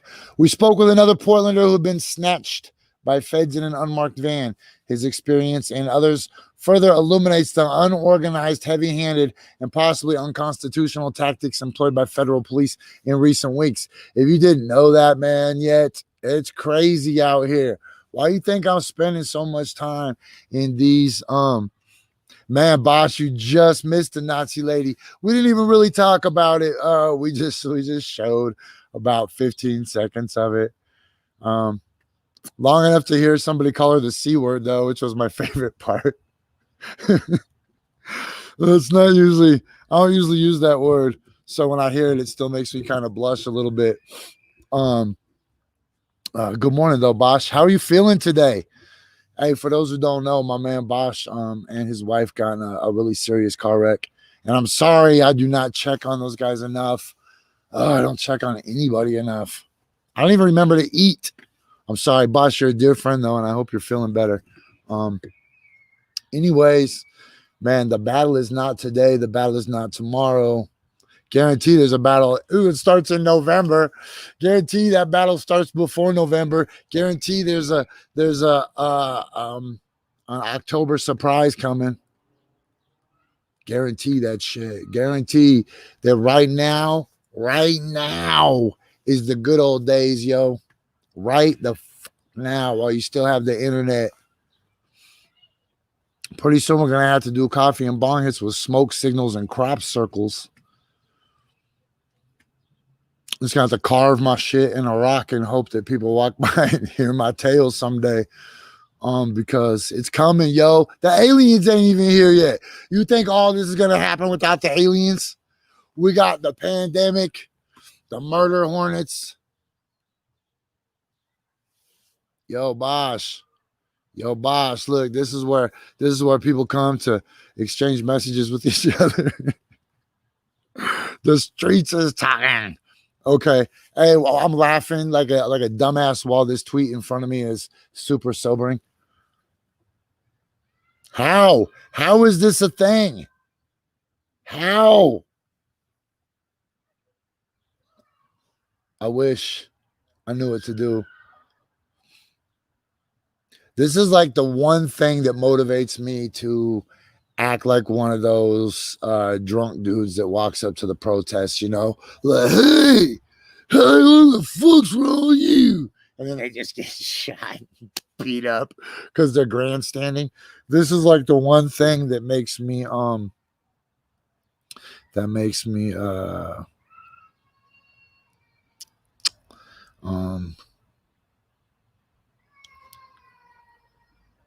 this is the one. Sorry, Elvon just showed a picture of me, Lucille Ball, and Spock, which is the whole reason I was born, lived, and will die. Just that. Okay, not Sam Adams beer.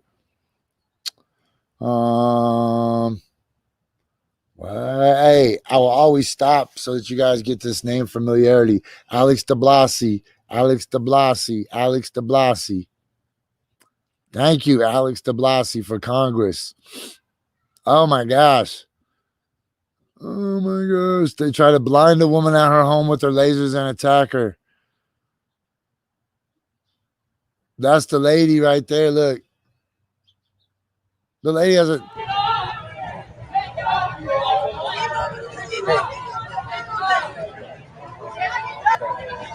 Look, that lady came out of her house. That lady came out of her house with some a swastika on her pajamas. She had an armband. All right, look, I'm looking for more specific tweets. What's this, man? Man, look, let's just see what this guy's saying. White mothers and fathers are allowing their daughters to marry black folks. Y'all know this stuff that don't exist like it used to. Years ago, a white girl could have never. I'm married to a Caucasian woman, the most beautiful woman in the world. So all this talk about racism and all this, don't listen to it. It's a lie. They don't know who they're mad at. Remember, it started with George. That was crazy. Hey, that's funny. Look, I don't know if you guys just caught what just scrolled by. I'm not gonna stop on it, but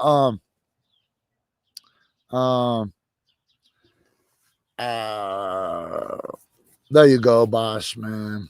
Ashanti's the man. Yo, so I scrolled right past it, but there was just a meme that was up there that showed a bunch of people who'd been arrested and accused them of being Antifa members and teachers. That's not true. They're teachers in the sense that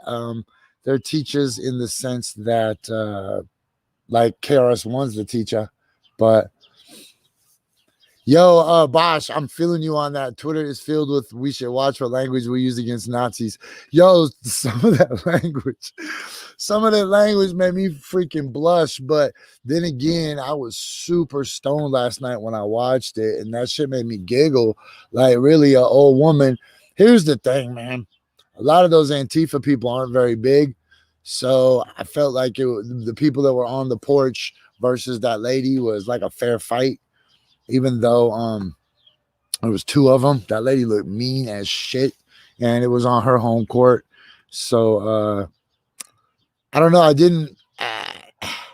I was struck by the language. I was definitely struck by it because you will never ever hear the C word come out of my mouth.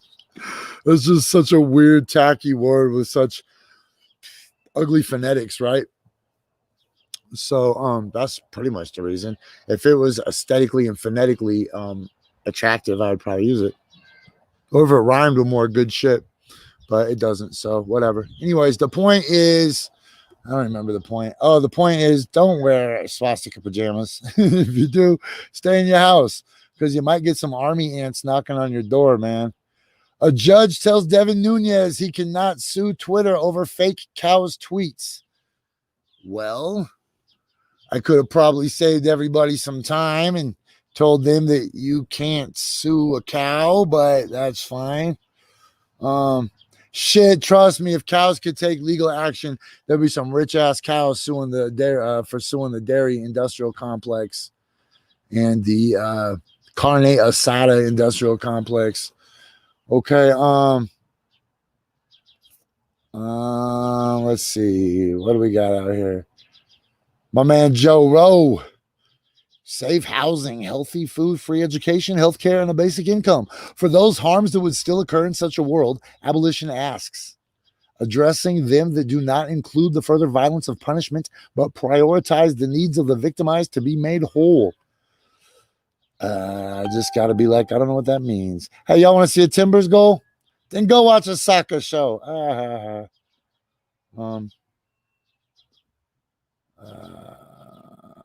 That's not. Oh, wait. What kind of monster are they drinking? Nobody cares. That's not one of the good ones. Okay, let's see what's going on. Why is everybody not tweeting right now? Man, Beirut though. Oh shit, not Burger King. Man. You know, they always say a tragedy never really hits home until your 10 for $1 chicken nuggets are compromised. Whoa.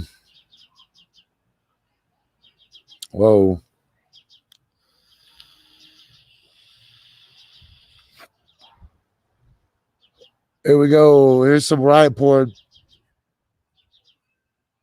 Whoa.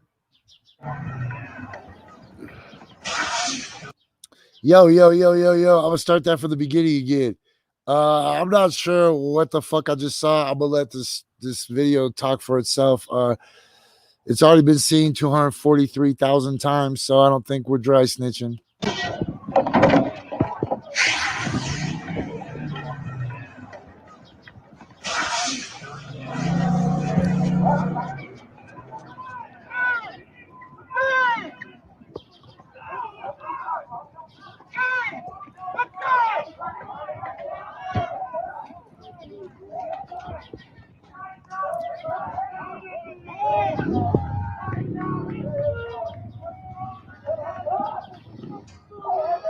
Man, you can't really see nothing on that. But if you saw what I saw at the very beginning of that, that was kind of crazy. That was kind of crazy, man. I'm not gonna say what I've seen now. Did the Blazers win yesterday?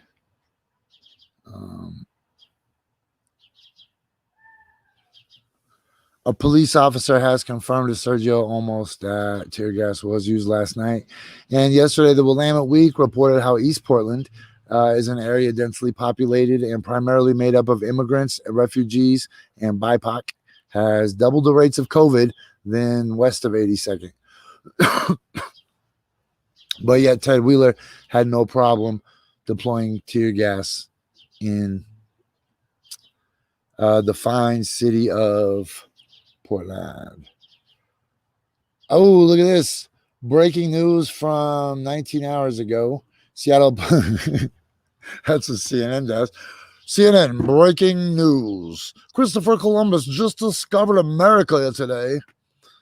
Thanks, Wolf Blitzer. So if you're into that kind of news, if you like Wolf Blitzer, you'll love me. I'm Wolf Blitzerer. I'm way more Blitzer than Wolf is. I'm Blitzerer. This is breaking news from 19 hours ago. Seattle Police Department will no longer be a part of the removal of homeless encampments in our city. They will no longer be in charge of destroying shelter and belongings of our unhoused communities. This is a huge victory and one we fought for decades. Yo, that is major. Forgive me, hold on. And I just want to point out that for a show centered around bong hits and smoking pot and hitting my oil pin and such, there's relatively little coughing on this show, right? Whereas if another dude who smokes a lot was to do it, but if he also smokes cigarettes, then this would be one of those kind of shows where they're just like, it would sound like a tuberculosis clinic, but it doesn't. Why? Because I vape. I get the same satisfying nicotine in my lungs that you get, except every one of your hits tastes like an ashtray or an old man's balls. This every drag tastes like watermelon bubblicious. The first bite of it. Oh, yeah. That's why they say the cop show. Anyways, so this is beautiful that the Seattle Police Department will no longer be a part of the removal of homeless encampments. We've been trying to get that in Portland for so long.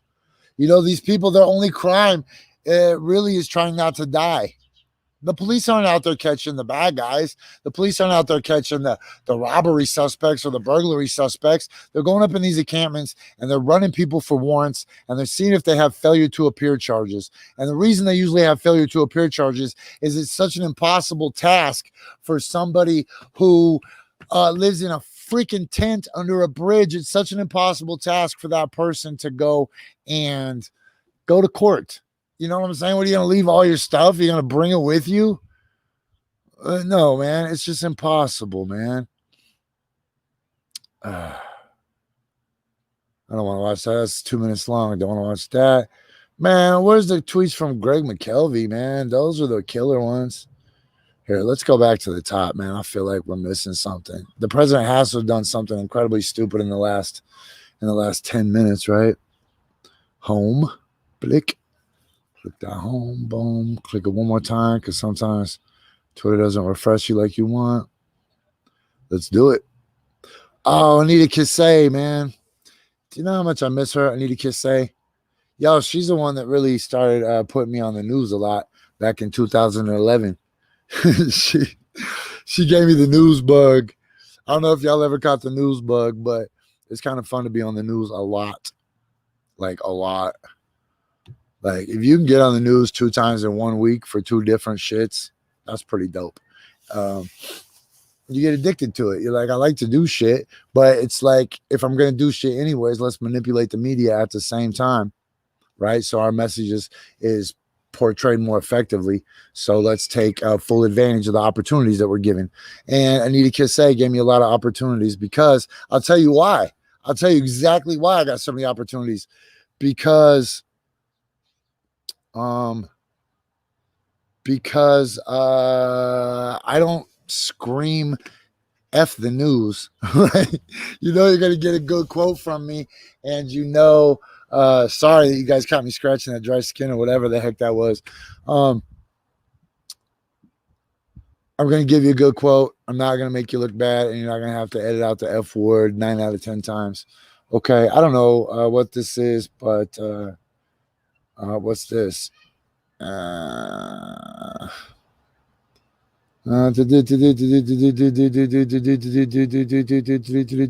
Breaking news.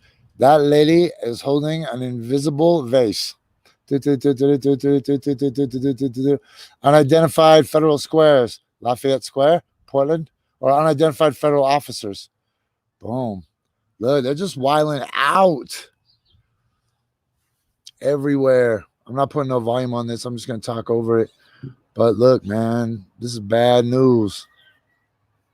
Yes, other cities are next. It's coming everywhere. Go buy your Gatorade bars. Go buy your Kind bars. Put them in a box. Go bury them in the woods. Go get batteries. Go bury that shit in the woods. You think I'm fucking around? Does this look like fuck around time? You know, they always talk about incrementalism. They always talk about the frog that's in the pot boiling, right? And they're always like, oh, you just turn up the temperature on the frog a little bit and then, the frog doesn't realize it's boiling. Yo, that frog is so long since been boiled. There's no water left in that pot. The frog is dead. The frog is completely burned and the whole house smells like burnt ass frog. Like there is no incrementalism going on. And any of your friends who are trying to minimize this are either dumb or bad guys. I'm just saying. Time to cull the herd. I got lucky, man. I got lucky last year. I was accused of a bunch of crazy shit. And all the busters, all the fair weather friends, they all vanished. So I don't have to worry about it this year. The people that reached out to me are the people that I'm going to protect this year. So I got lucky, but a lot of you still have snakes in your grass. Cut the snakes from your grass, people. You can go find my old tweets from years ago trying to warn you guys that this was coming, but yet you kept giving your platform to these nasty, fucking deplorable people.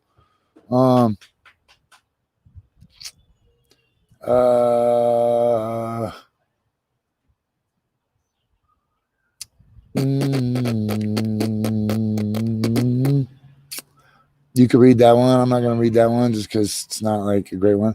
After murdering Jamal Khashoggi, Saudi Crown Prince Mohammed bin Salman dispatched a hit team to Canada to murder his former aide. MBS has been coddled and supported by Trump and Jared Kushner. Congress needs to investigate why. Man, if you don't know that the president and Saudi Arabia are super tight, then let me remind you of this. The very first thing that the president said after the Saudi nationals shot up the Pensacola Air Base and killed United States soldiers.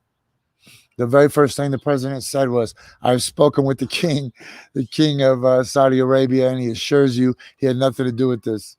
Oh, but this sucks. Like, all right, man. That's who you want to represent when you first come on to talk. I'm still efforting my interviews. I think I messed up earlier, and we might have to put off MC Ragtop till tomorrow to make sure he gets full justice. So we're just going to keep banging along with these. But this is crazy. After murdering Jamal Khashoggi, they dispatched a hit team to Canada to murder his former aide. That's crazy, man. Whoa. What? Whoa. What have I been missing? 17 hours ago. This was yesterday.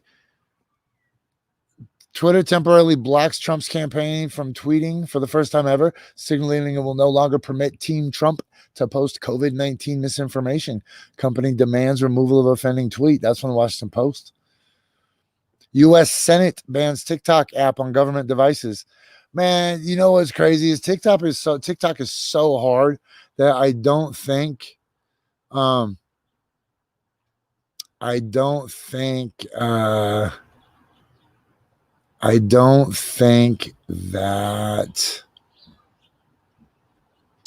anybody in the Senate could even figure out how to make a TikTok video. That shit is so difficult, and the people in Senate are so dumb.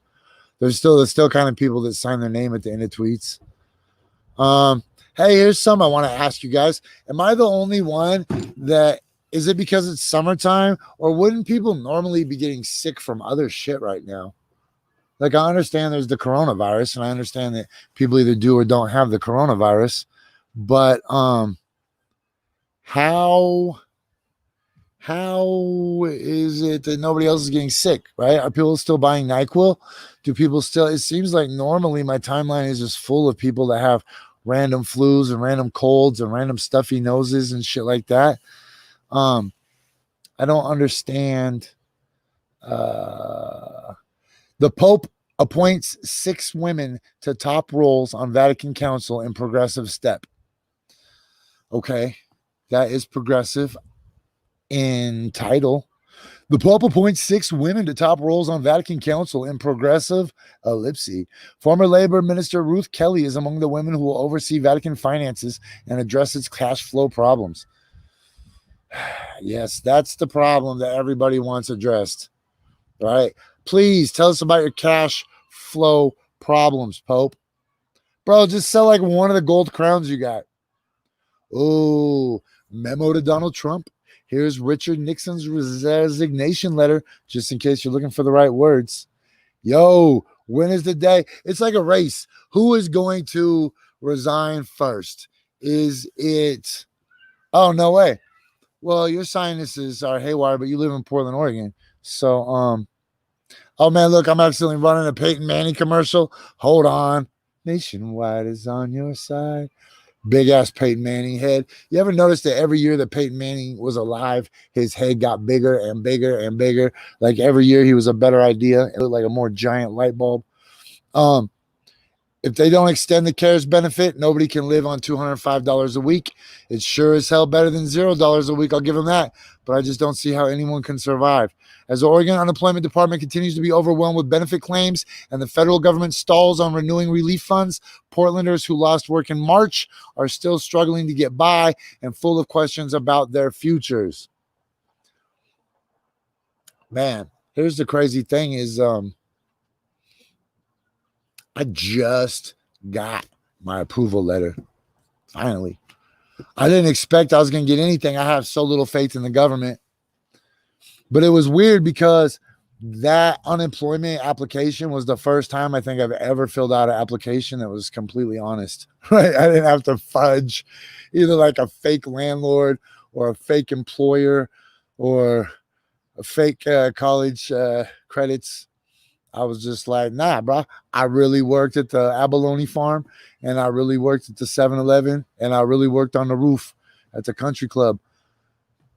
Full maca side, bro.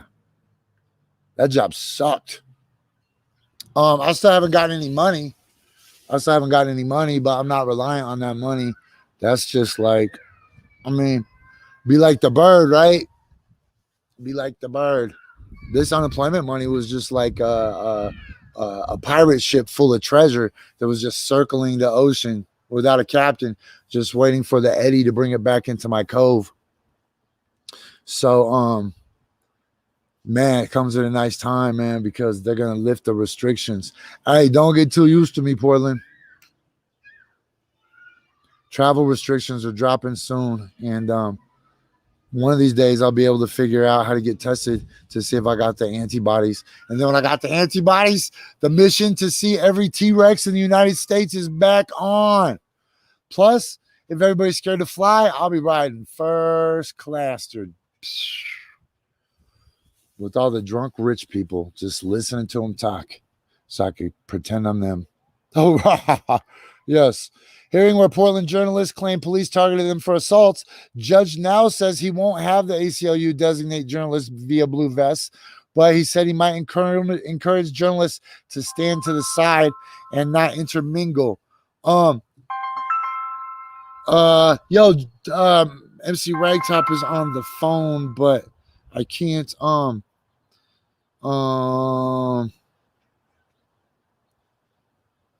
let's make sure that link works. I sent him a link. Let's see. Man, let me into the broadcast studio.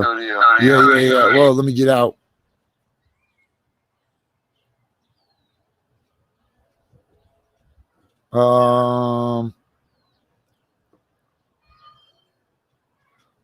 Okay, so man, I sent him a text message, but we're having a little bit of a communication issue. Who is a journalist in Portland? The judge says ACL. Let's take that again from the top. Welcome to Coffee and Bonghits. I'm Jessie. Who's a journalist in Portland? Judge says ACLU might decide.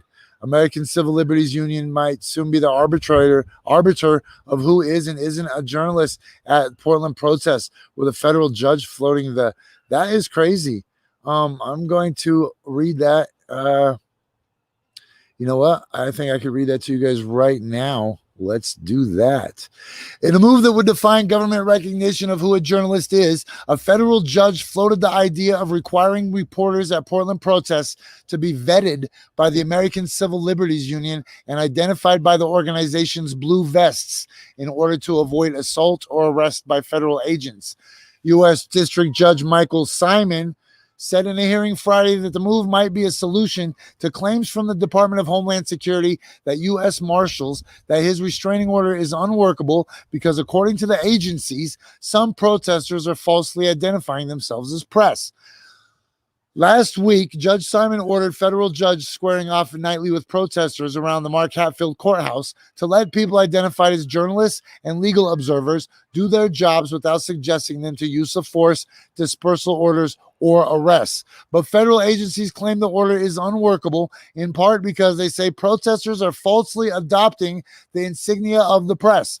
The federal agencies also note in court documents that agents' inability to clearly see and identify journalists is inhibited by their own copious deployments of tear gas. So that would be really interesting. Like, I have a great relationship with the ACLU, so I think that Fight Church Media and Fuck 12 News, I think that they would. I think that they would be safe from the vetting process. I think that we would have no problem based on my personal history as well as my team's personal history in the city of providing firsthand journalism. But there's a lot of other people that show up, they wear that press stuff, and then they go and engage. So the role of media is not to engage. You know, that's why I have a press pass somewhere. I rarely use it. I never, hardly, maybe once or twice, have ever pulled it out in a situation because I don't want to assume that I need protections like that, right? I'm there as a protester.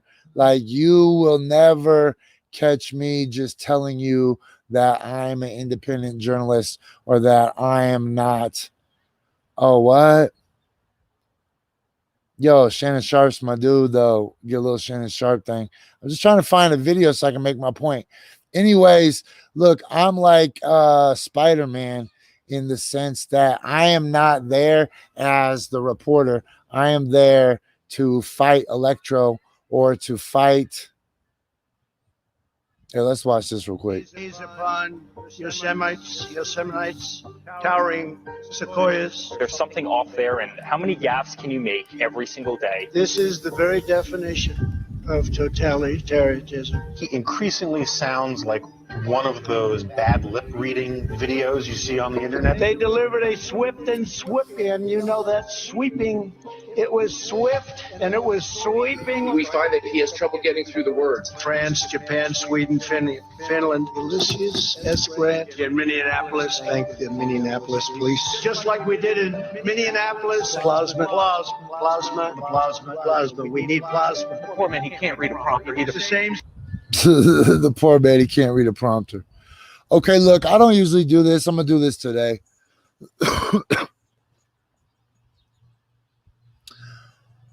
When I look at a protest, I can immediately tell you who is on what side.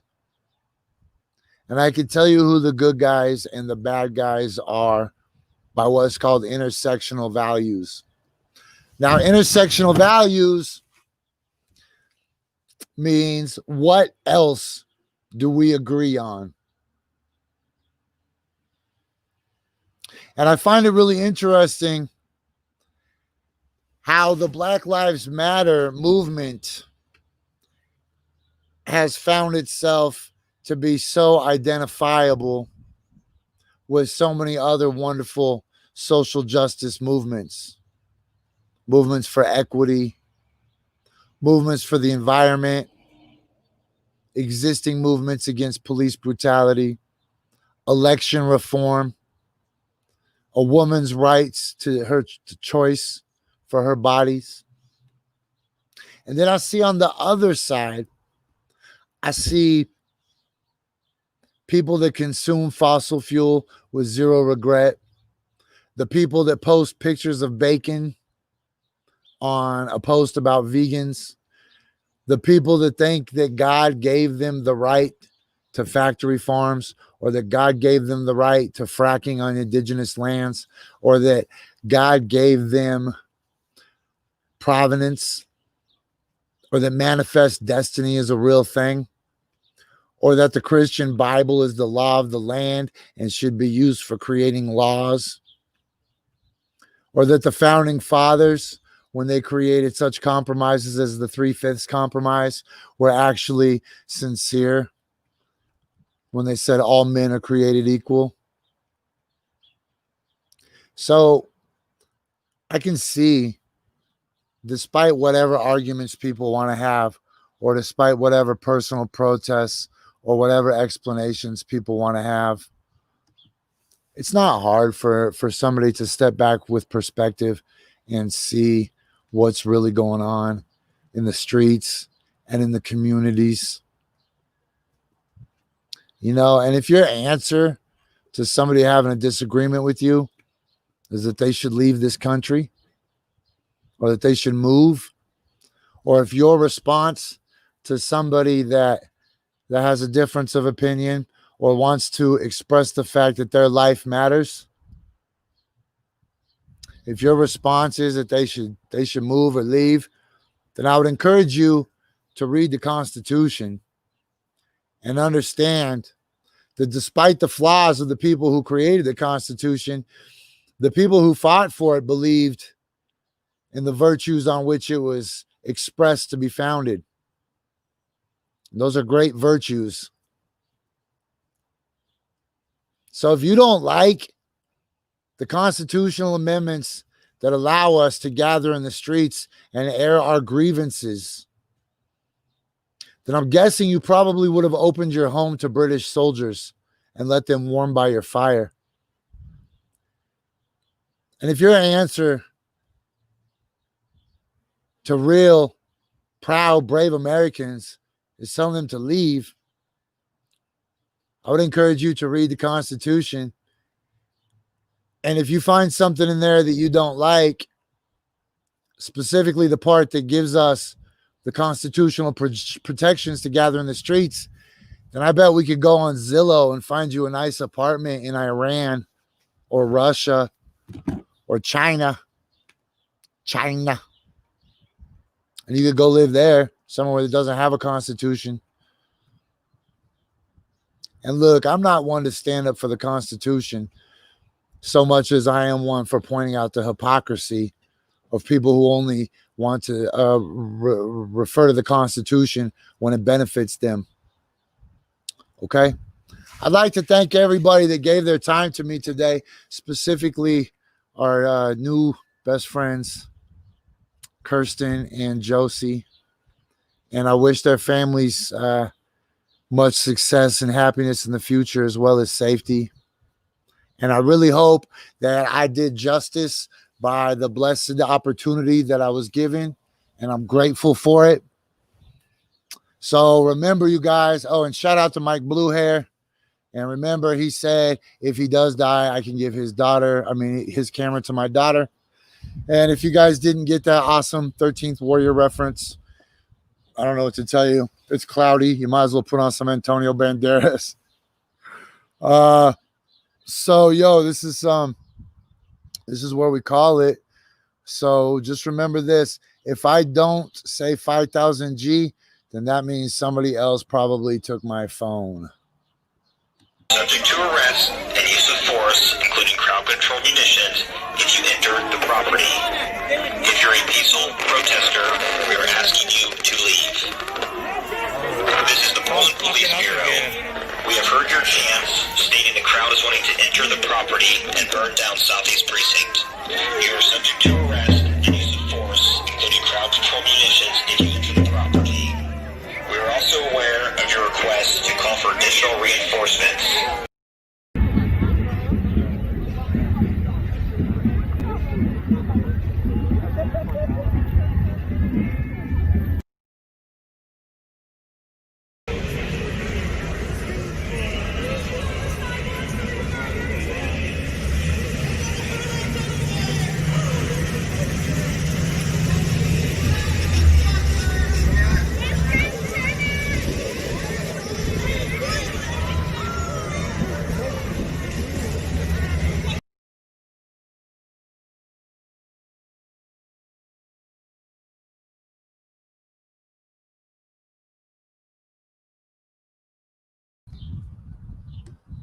Yo, 5,000 G's. See you tomorrow.